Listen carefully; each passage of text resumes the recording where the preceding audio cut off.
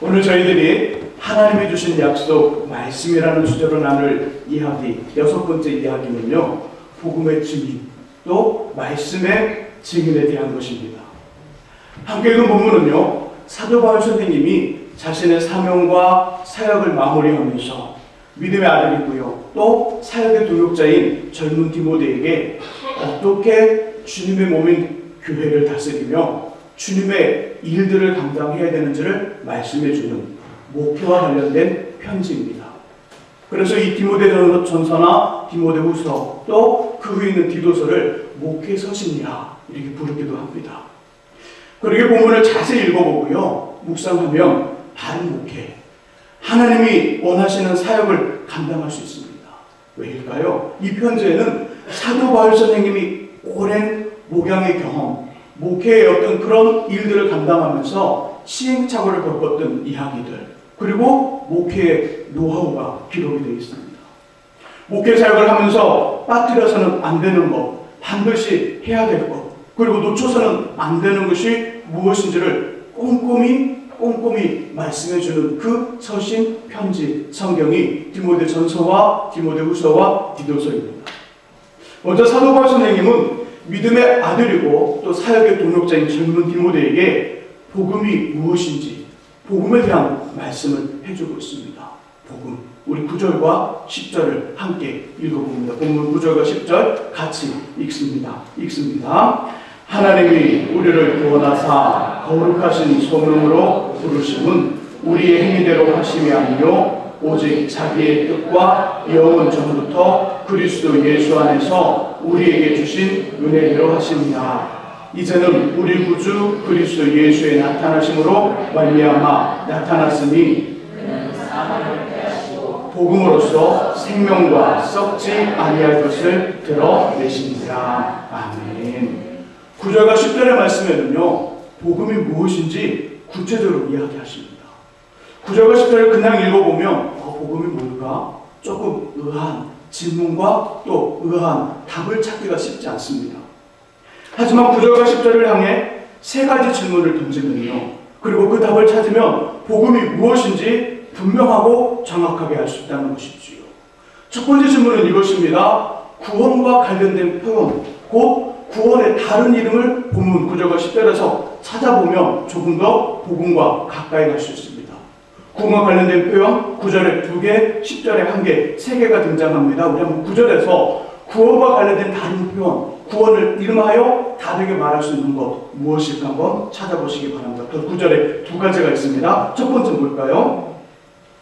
하나님이 우리를 구원하사. 하나님의 구원하심, 구원의 다른 이름을 하나님이 우리를 구원하사, 하나님의 구원하심, 이렇게 표현할 수 있습니다. 자, 두 번째 표현은 뭘까요? 그 다음에 나오죠? 거룩하신 소명으로 부르심. 거룩하신 하나님이 그렇지 못한 저와 여러분들을 불러주신 것, 이것이 구원입니다. 거룩하신 소명으로 부르심. 자, 세 번째 표현 10절에 나옵니다. 뭘까요? 좀 길어요. 복음으로써 생명과 썩지 아니할 것을 드러내신지라. 조금 무슨 말인지 모르겠죠. 간단히 표현하면 영원한 생명을 말씀합니다. 썩지 아니하는 생명, 영원한 생명을 말하는 거지요. 한마디로 구원이란 말을 본문에서 찾은 의미로 정리한다면요, 거룩하신 하나님이 거룩하지 못한 저와 여러분들을 불러 거룩하게 하시고 영원한 생명을 주신 것이 구원입니다.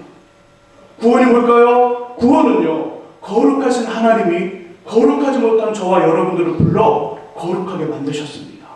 그리고 거룩하게 만드신 다음에 영원한 생명을 주신 것입니다. 이것이 구원입니다. 구원의 정의, 구원을 조금 더 기억해 놓으시기 바랍니다. 복음을 알기 위한 본문을 향한 두 번째 질문은 이것입니다. 이 구원이 어떻게 시작되었는가? 구원의 시작.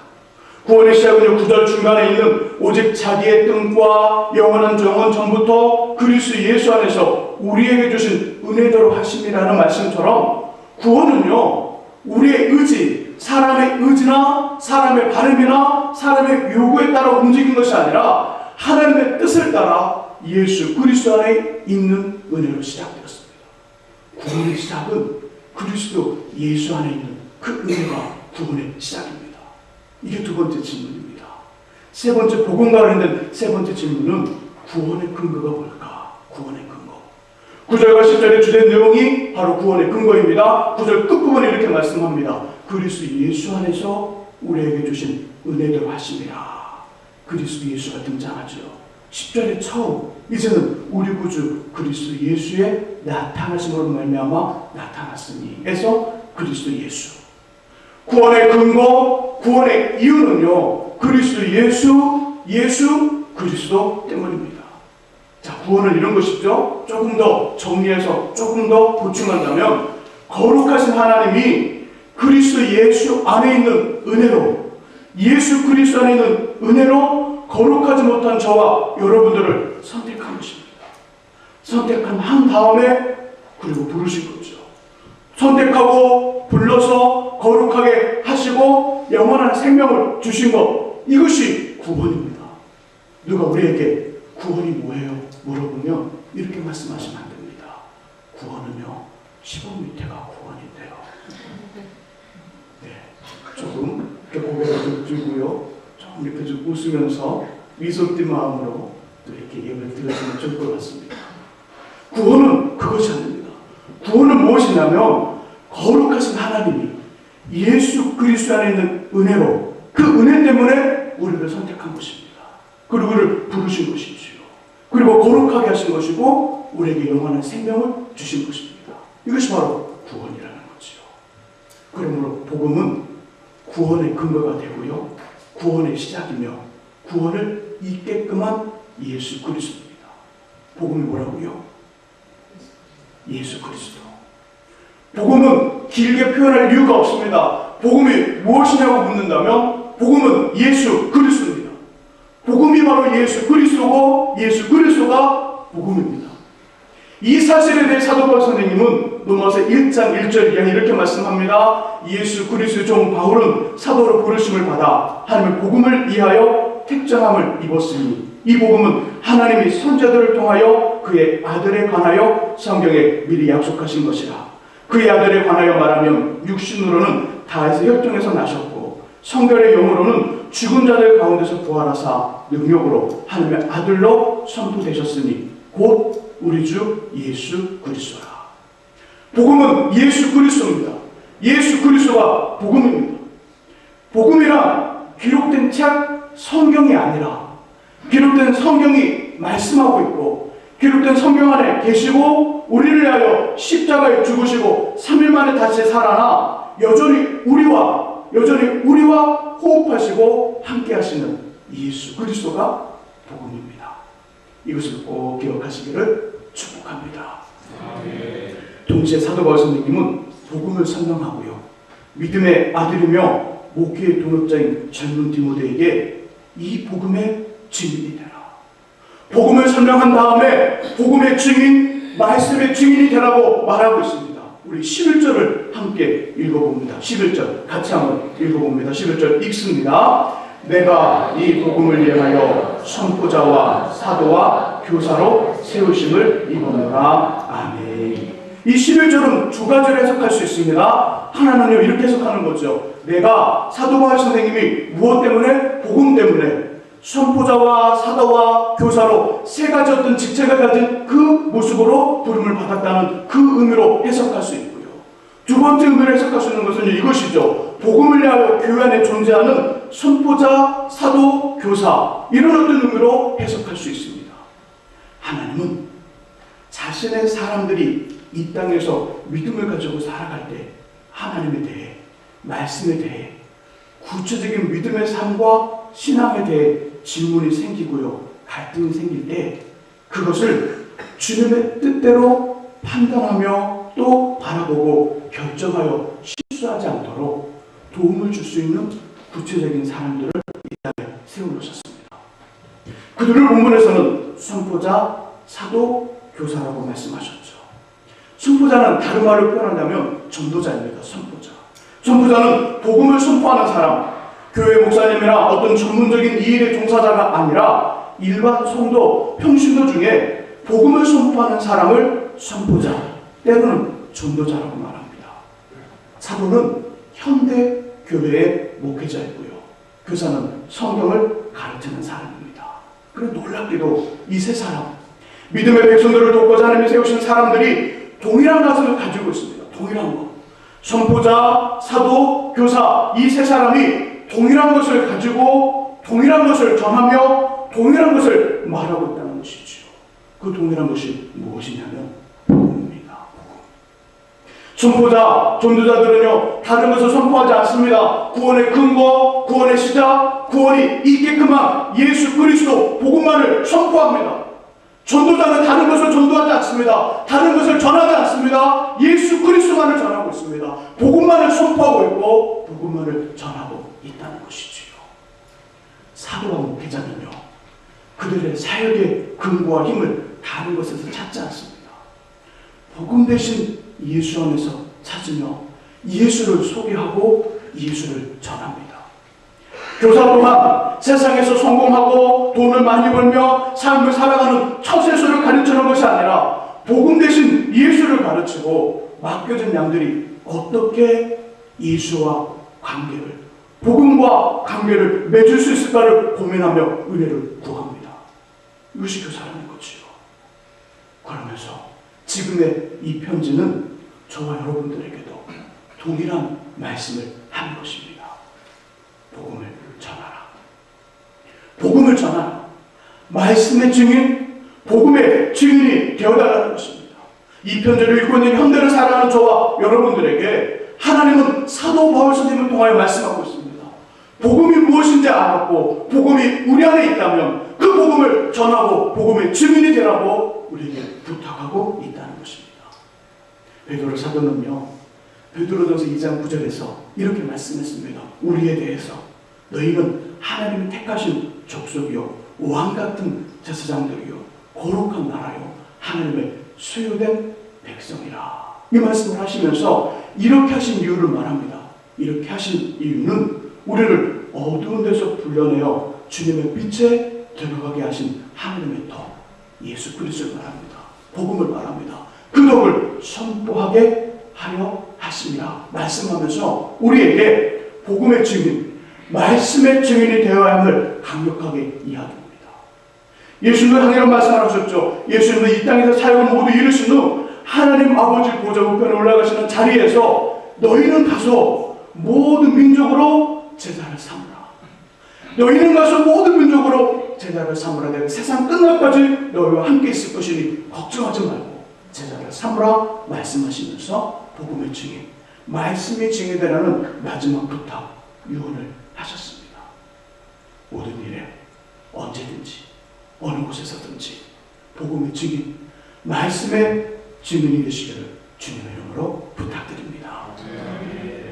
계속해서 본문은요, 복음의 증인, 말씀의 증인이 되는 삶에는 어두움과 밝음의 두 가지 면이 있음을 교훈합니다. 복음을 전합니다. 말씀을 전합니다. 복음의 증인, 말씀의 증인이 되어 살아갑니다. 이 삶에는요, 어두운 면과 밝은 면이 두 가지가 있다는 거예요.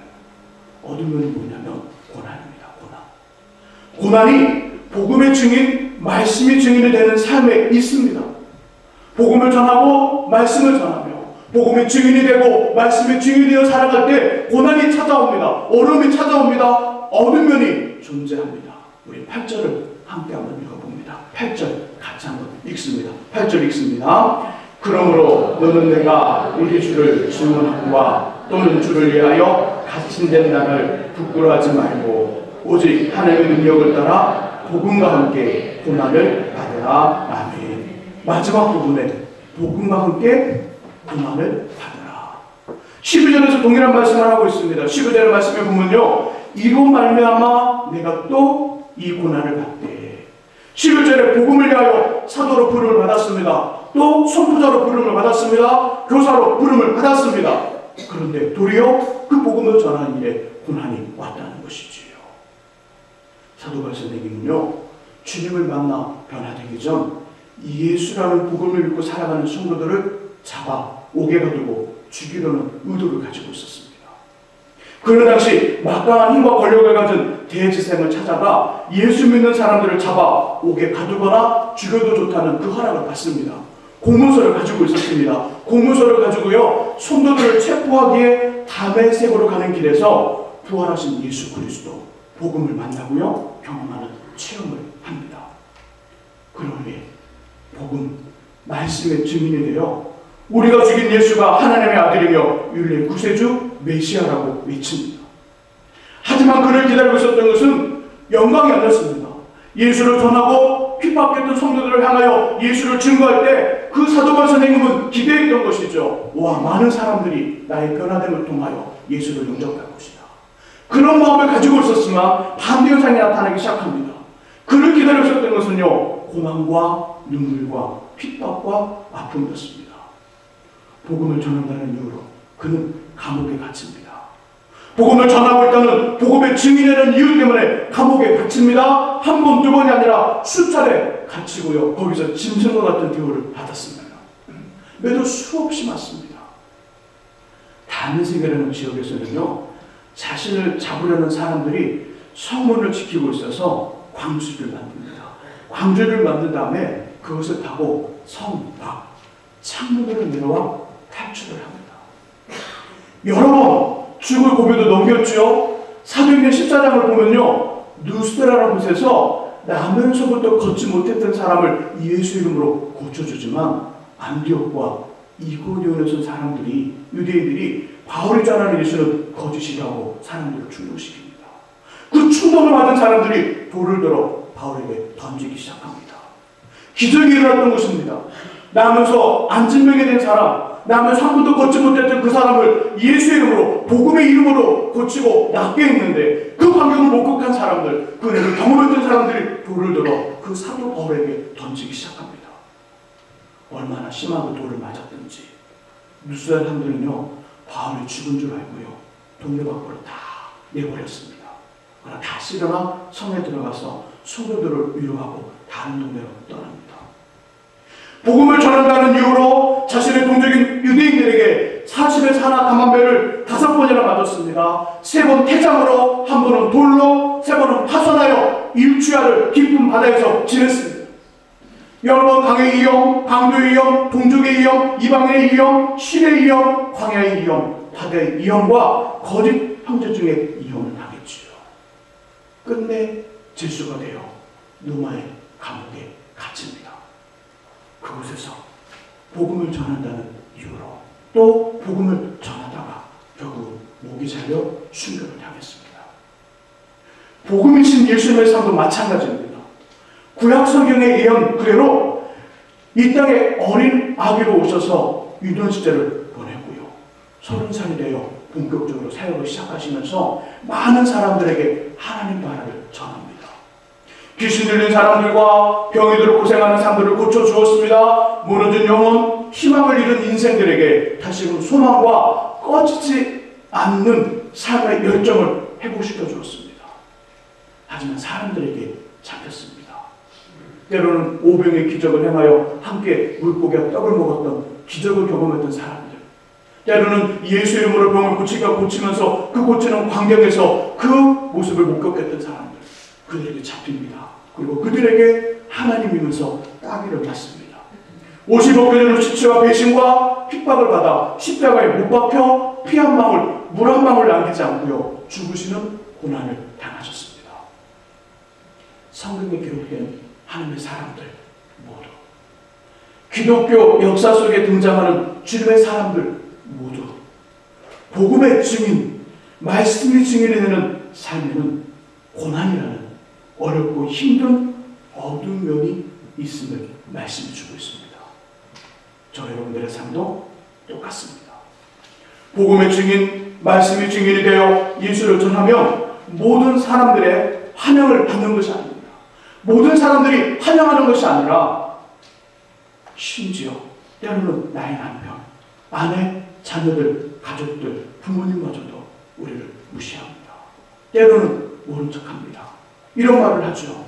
예수가 방법이 주니, 교회 가면 뭐 달라지니, 교회 가면 돈이 나와 떡이 나와, 하나님을 믿을 바에는 내 주먹을 믿어. 이렇게 비난합니다. 무시합니다. 때로는 밥을 주지 않아요. 집에 들어오지 못하게 합니다. 직접적인 공격을 하기도 하죠.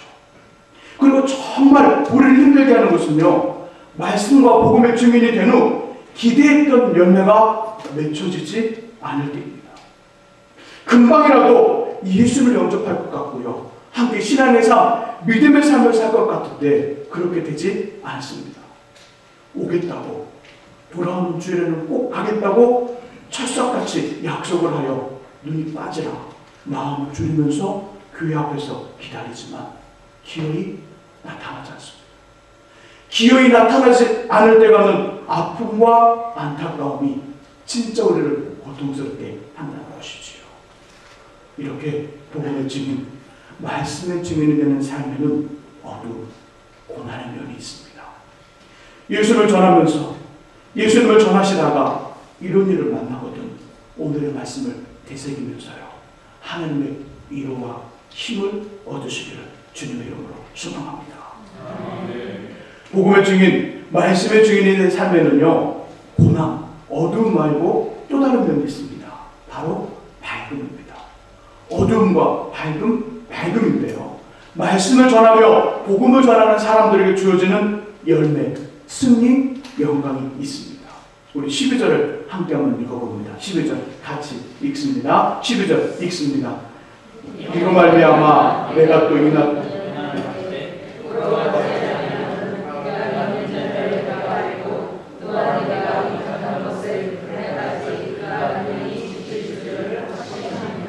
아멘. 11절에서 복음을 위하여 선포자와 사도와 교사로 부르심을 받았습니다. 하지만 찾아온 것은 기대하지 않았던, 예상하지 못했던 고난이었죠. 그렇할지라도 부끄러워하지 않으며 계속해서 복음을 전하고 말씀이 증인이 된 것은요, 그 이유는 12절 중간 부분에 내가 믿는 자를 내가 알고 내가 의탁한 것을 그날까지 그가 능히 지키실 줄을 확신했기 때문이다 라고 고백하고 있습니다. 사도 바울 선생님은요, 복음을 전하며 말씀을 전하며 복음 증인과 말씀 증인의 삶을 살아갈 때 기대하지 못하고 예상하지 못했던 고난을 만났습니다. 그런데도 그 고난 앞에서도 철저하게 다시금 복음 증인의 삶을 살았던 이유는 하나님이 어떤 분인지를 알았기 때문입니다. 우리에게 복음을 주셔서 구원을 얻게 하고요, 그 복음의 일꾼으로 우리를 불러 복음의 증인, 말씀이 증인이 되게 한 하나님은 반드시 복음의 씨앗, 말씀의 씨앗이 뿌려진 곳에는요, 잎이 나고요, 줄기가 나며 꽃이 피어 열매를 맺게 하시는 겁니다. 하나님은 복음의 씨앗이 떨어진 곳, 우리를 통하여 말씀의 씨앗이 떨어진 곳, 고난 중에도 어려움 중에도 무시와 비방과 때는 직접적인 공격 앞에서도 그 가운데 속에서도 복음의 씨앗이 떨어진 그곳에 잎이 나고 줄기가 나며 꽃이 피어 열매를 맺게 하시는 하나님이라는 것을 알고 있었습니다. 하나님은 그렇게 하시는 겁니다. 또한 자신을 위해 자신의 일을 이루고자 수고하고 애쓰는 자신의 사람들에게는 꼭 상을 주신다는 것을 알고 있었다는 것이죠.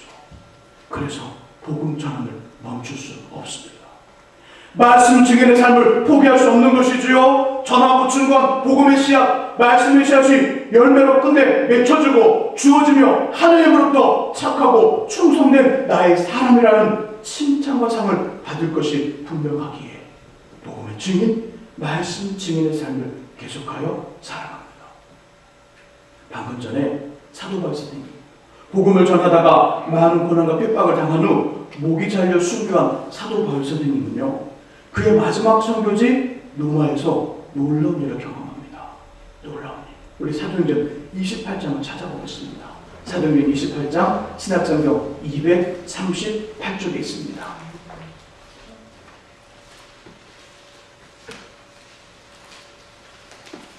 사도행전 28장 신약성경 238장입니다.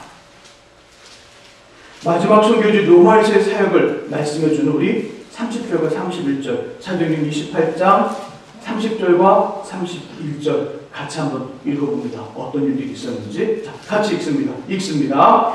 바울이 온 이태를 자기 셋집에 머물면서 자기에게 오는 사람을 다 영접하고 하나님의 나라를 전파하며 주 예수 그리스도에 관한 모든 것을 담대하게 거침없이 가르치더라. 아멘. 사도 바울 선생님은요, 목이 잘려 순교를 당하기 전 로마에서 2년을 지냈습니다. 2년 동안 어떤 일을 어떻게 살았냐면 자기를 찾아오는 모든 사람들을 주님의 이름으로 영접하며 하나님 나라와 예수 그리스도에 관련된 모든 것, 복음이잖아요. 복음을 담대하게 거침없이 전하며 가르쳤다고 합니다. 유대인들에게 예수라는 복음 때문에 고난과 핍박을 받을 때는 사도 바울 선생님 안에 있었던 복음이 빛을 잃고요, 예수의 신분으로 로마에 압송되어 갈 때는 복음이 끝난 줄 알았지만 결국 로마에서 어느 누구의 방해도 받지 않으며 복음이 선포됩니다. 그리고 그것을 기점으로 전 세계에 예수의 복음이 퍼져나가 미지의 땅, 고요한 아침의 나라였던 조선, 우리나라에도 예수가 들어온 것입니다. 결국 복음이 승리한 것입니다. 결국 복음이 승리한 것이고요, 말씀의 씨앗이 자라 잎을 내고 줄기가 되어 꽃과 열매를 맺은 것입니다. 인간적인 마음으로는요, 사도 바울 선생님의 복음 때문에 목이 잘려 순교한 것은 슬픈 일이지만 그의 손을 통해 신약성경 27권 중 14권이 기록됩니다. 복음을 전하다가, 복음 증인의 삶을 살다가, 말씀 증인의 삶을 살다가 고난과 어려움을 겪고 그 고난과 어려움을 또 극복해 나가면서 한 구절 한 구절 성경의 말씀이 완성되었습니다. 한 절 한 절 감옥 안에서 때로는 고난과 핍박을 견디고 어려움 속에서도 주님의 위로를 받으며 그 기록됐던 성경의 말씀들이 신약성경 27권 중에 14권이 됩니다. 14권이 기록이 됩니다. 하나님 나라에서 영광의 멸류관을 쓰는 칭찬과 상을 받았습니다. 인간적인 마음으로는 목에 달려 순교를 당한 슬픈 일이지만 사도 바울 선생님에게는 너무나 큰 영광이고 너무나 큰 명예라는 것이지요. 복음이셨던 예수님도요, 사람들에게 고난과 핍박을 받고요, 십자가에 못 박혀 죽으실 때 세상 앞에 복음이 무릎을 꿇는 것 같았지만 죽은 지 3일 만에 다시 살아나시고 하나님 보좌 우편에 앉으면서 예수를 자신의 주로 영접하며 믿는 모든 사람들에게 구원을 주시는 복음의 승리, 복음의 열매를 맺으며 영광 가운데 앉으셨습니다. 이처럼 말씀을 전하며 복음을 전하는 말씀과 복음의 증인들에게는 칭찬과 상이 있고요, 분명한 열매가 주어집니다. 이 약속은 현대를 살아가는 저와 여러분들에게도 똑같이 적용되는 줄 믿습니다. 아프리카에서 자기 생애의 거의 전부를 보낸 선교사님이 계셨습니다. 그리고 이제 인생의 황혼이 되었고요, 안식년을 얻어 자기 고향인 미국으로 배를 타고 돌아오게 되었습니다. 그런데 공교롭게도요, 아프리카에 사냥을 갔다가 오는 미국의 대통령과 같은 배에 탔고요, 같은 항구에 도착하게 되었죠. 항구에는 사냥을 마치고 돌아오는 대통령을 환영하기에 많은 정부 강도들이 운집해 있었고요, 대통령이 배에서 내리자 붉은 까프치 깔립니다. 군함대의 예포소리, 꽝꽝거리는 그 예포소리가 들렸고요, 나팔소리가 울려 퍼집니다. 그렇게 시간이 지나 대통령이 항만을 빠져나간 후에 맨 뒤에서 한평생 고독과 고통과 싸우며 복음과 말씀을 위해 선교했던 늙은 또 노선교사님이 배에서 내렸습니다. 그때 그를 마중 나온 사람은 아무도 없었습니다. 군함대 나팔소리도 예포소리도 끝이 났습니다. 붉은 카페트도 치워졌습니다. 이 광경을 목격하고요, 그는 쓸쓸하고 고독한 마음으로 항만을 빠져나오면서 하늘을 향해 한마디 했습니다. 하나님, 사냥을 갔다 오는 대통령이 그런 열렬한 환영을 받고 있는데 복음을 위해서, 말씀을 위해서 한평생을 바치고 고향에 돌아오는 내 삶의 모습이 이토록 초라하고 고독해야 합니까? 눈물을 흘리며 걷고 있었죠. 그런데 갑자기 석양의 구름이 그림을 그리기 시작합니다. 그리고 찬란한 빛살이 쏟아지기 시작하며 고개를 떨구고 있는 선교사님을 향해서 주님의 음성이 들려왔습니다. 사랑하는 아들아, 너는 아직 고향에 돌아오지 않았다. 내가 고향에 돌아오는 날 군악대의 나팔 소리가 아니라 천사장의 나팔 소리와 함께 붉은 카펫이 아닌 황금의 유리띠를 깔고 내가 친히 마중 나가마. 아들아, 너는 아직 고향에 돌아오지 않았다. 그것을 잊지 말아라. 그렇습니다. 복음을 전하고요, 말씀을 전하는, 복음과 말씀의 증인이 되는 삶에는 열매가 있습니다. 열매가 있고요, 칭찬과 상이 주어집니다. 지금 우리의 환경과 상황이 예수가 우리의 죄를 용서하시고요, 구원을 주시라는 그 복음을 전하기에 어렵고 힘들 수 있습니다. 오랫동안 주님을 전하고 증거했지만 아무런 반응이 없어 실망스러운 어떤 그런 마음을 가질 수 있습니다. 하지만 복음의 그 복음 증인과 말씀 증인의 밝은 면이 있음을 기억하시고요, 열매가 맺히고 칭찬과 상을 받을 때까지 예수님만이 우리의 구원자라고 증거하시는 저와 여러분들이 될 수 있기를 축복합니다. 이제 복음의 증인, 말씀의 증인의 분명한 열매를 약속하시는 시편 126편 5절과 6절을 함께 찾아보고요, 이 시간을 정리하고 싶습니다. 시편 126편 5절과 6절, 구약성경 899쪽에 있습니다.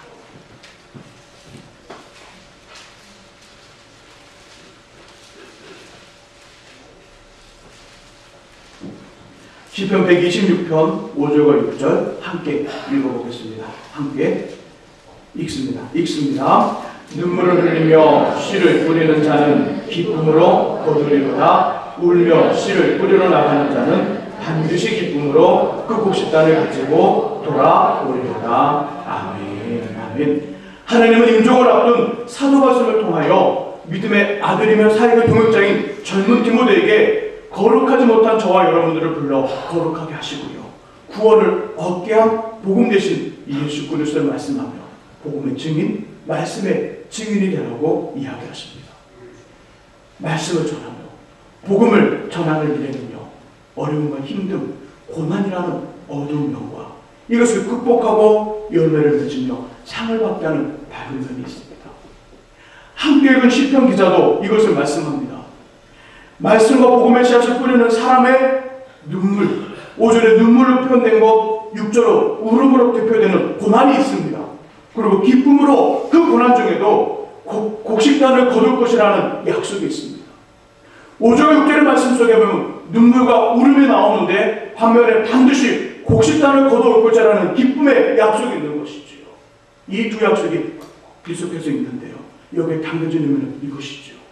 복음을 전하며 말씀을 전하는 일에 그 아무리 고난이 크고 어두운 면이 강할지라도 밝음이 어둠을 이긴다는 것입니다. 하나님의 칭찬과 하나님의 상과 하나님의 열매가 복음 증인의 삶에 있는 고난을 이기고 그것을 뚫고 밝음이 열매를 맺을 것이라는 이야기를 하고 있습니다. 우리가 뿌리는 복음의 씨앗, 말씀의 씨앗, 분명히 곡식단으로 돌아올 것입니다. 하나 두 개가 아닌 단어로 묶여진 곡식단으로 돌아올 것이라고 말씀하고 있습니다. 지금 어느 누구를 가슴에 품고요, 기도하며 복음과 말씀을 전하고 계십니까? 우리 가슴에 놓여있는, 우리 마음에 놓여있는, 항상 기도하고 그 사람을 하나님 품으로 복음 앞으로 이끌고 싶은 그 사람 누구입니까? 사랑하는 남편, 사랑하는 아내입니까? 소중한 자녀인가요? 아니면 연세가 많으신 이 땅의 시간이 얼마 남지 않은 부모님입니까? 아니 목사님, 저는 오랫동안 알고 있는 가족보다 더 가까운 친구입니다. 이웃입니다. 친척입니다. 괜찮습니다. 누구든 괜찮습니다. 복음의 증인과 말씀의 증인 때문에 우리의 가슴에 누군가가 있다는 것이 중요합니다. 혹시 우리 중에 우리 가슴에 아무도 없다면, 복음의 증인과 말씀 증인의 부담감을 가지고 누군가가 우리 가슴에 아무도 없다면, 이 시간에 철저하게 우리 마음속에 누군가를 심어야 됩니다. 아니, 주님 우리에게 복음 증인의 삶을, 말씀 증인의 삶을 요구하고 있습니다. 복음을 전하고 복음의 그 증거자가 되어 누군가를, 우리 곁에 있는 누군가를 복음 앞에 데려오라고. 우리가 그 복음 앞에 은혜를 받은 것처럼 그들도 은혜를 받아 복음 대신 예수를 통하여 구원받는 사람이 되게 하라는 그 말씀을 하고 있습니다. 그들에게, 우리 가슴속에 두고 있는 그들에게 복음과 말씀을 전하는 수고를 시작하시기를 간절히 바랍니다. 분명히 비방과 무시, 직접적인 공격, 무반응이라는 어려움, 고난의 순간이 올 것입니다. 하지만 우리는 이길 것입니다. 승리할 것입니다. 복음과 말씀의 열매와 칭찬과 상이라는 곡식단을 가슴에 품고요, 복음 대신 예수님과 함께 크게 웃을 줄 믿습니다. 성령 하나님과 함께 끝까지 복음의 증인, 말씀 증인의 삶을 살아가시는 저와 여러분 될 수 있기를 예수님의 이름으로 축원합니다. 기도하겠습니다.